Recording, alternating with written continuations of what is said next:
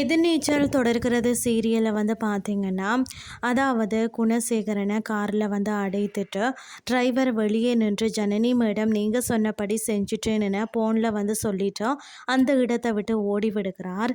அது வந்து ஆதி குணசேகரனுக்கு கேட்டு விடுகிறது.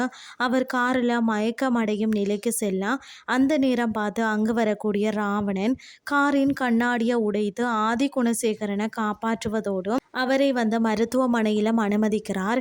அங்கு ஆதி குணசேகரனுக்கு சிகிச்சை அளிக்கும் வரை அவர் அருகிலேயே இருக்கிறார் ராவணன். அவர் கண் விழித்ததும் யாருப்பா நீ என கேட்க அவர் நீங்க எங்க குடும்பத்திற்கு நிறைய உதவி செஞ்சிருக்கீங்க சார் என பொய் வந்து சொல்கிறார். நீங்க தான் என்னோட ரோல் மாடல் என்று ஓவர் பில்டப்பெல்லாம் விட ஆதி குணசேகரனும் அதை நம்பி விடுகிறார். பிறகு வீட்டுக்கு கிளம்பி செல்கிறார் குணசேகரன். அங்கு சென்று ஜனனி தன்னை கொலை செய்ய முயன்றதாக சொல்கிறார் குணசேகரன். தனக்கு காரில் நடந்த கொடுமைகளை எல்லாம் அவர் சொல்கிறார். ஜனனி சொல்லித்தான் அந்த டிரைவர் என்ன கொல்ல பார்த்தாள் அப்படின்னு சொல்லி கொளுத்தி போடுகிறார். மறுபுறம் வீட்டில் இருக்கும் அறிவுக்கரசி ஒரு போன் கோல் வருகிறது. அதில் வந்து அவரின் தந்தை போஸ்டர் பெரியசாமி இறந்து விட்டதாக தகவல் வருகிறது. அதை கேட்டதும் அதிர்ச்சி அடைந்த அறிவுக்கரசி தன் தந்தை இறப்பிற்கு வருமாறு கதிரை அழைக்கிறார்.